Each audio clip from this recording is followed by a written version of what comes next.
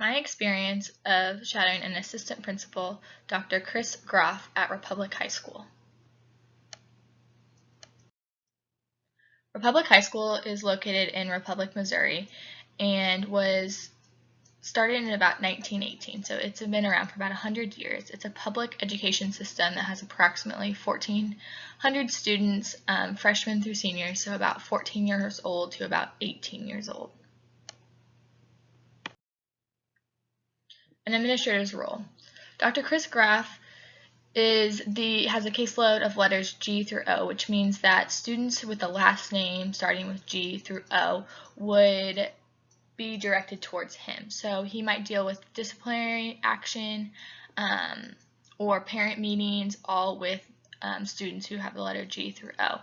Some other roles that he has is he works on curriculum building. He's a project leader for many of the different programs going on within the school. He does a teacher evaluations. He works on schedule building for the following year. So getting classes and students in the right classes and making sure that all the schedules and the blocked out hours are available and ready.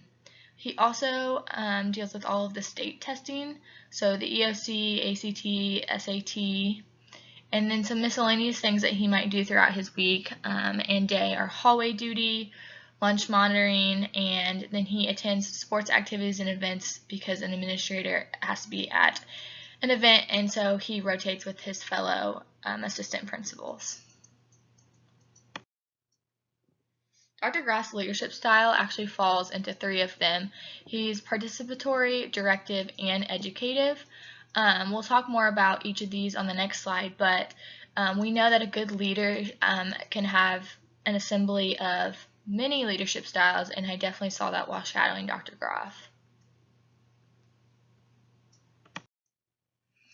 So an example of participatory style that I saw is while I was there, he was talking about how that was the day that he was having his specific meeting with the math, science, and facts department heads.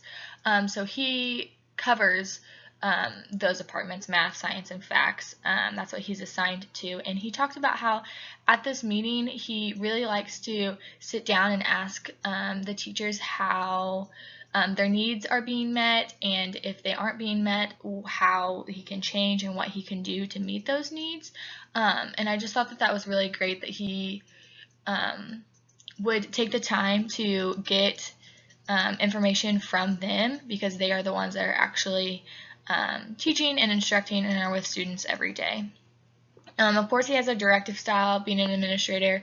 While I was there, also, I got to sit in on him giving disciplinary action to actually 2 girls who were found with jewels at school. And then the other style that I saw in him was educative style. He talked to me about how while he did one of his teacher evaluations, she scored really poorly in one of the instructional method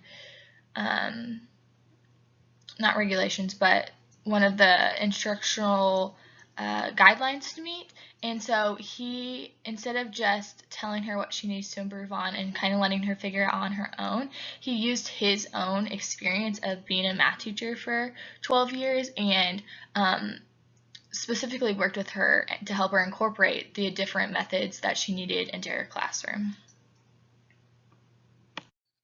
5 facts about Republic High School. So up here at number 1, this is actually a digital picture of their new stadium that they funded.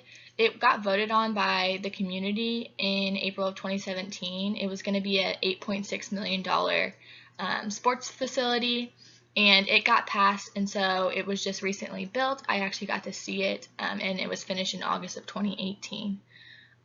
Number 2 here shows Republic High School rankings in Missouri. So they are number 103 out of just overall public high school, and then number 76 for best college prep.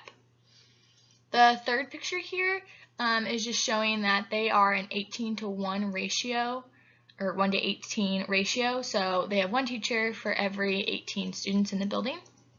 The fourth picture is a graduation picture, so that is telling that they have a 94% graduation rate, which has been improving each year, and they expect to continue to go up.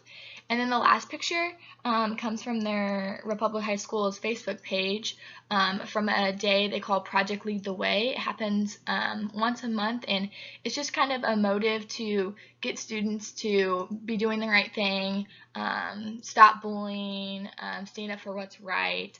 It's a really awesome incentive that they have incorporated.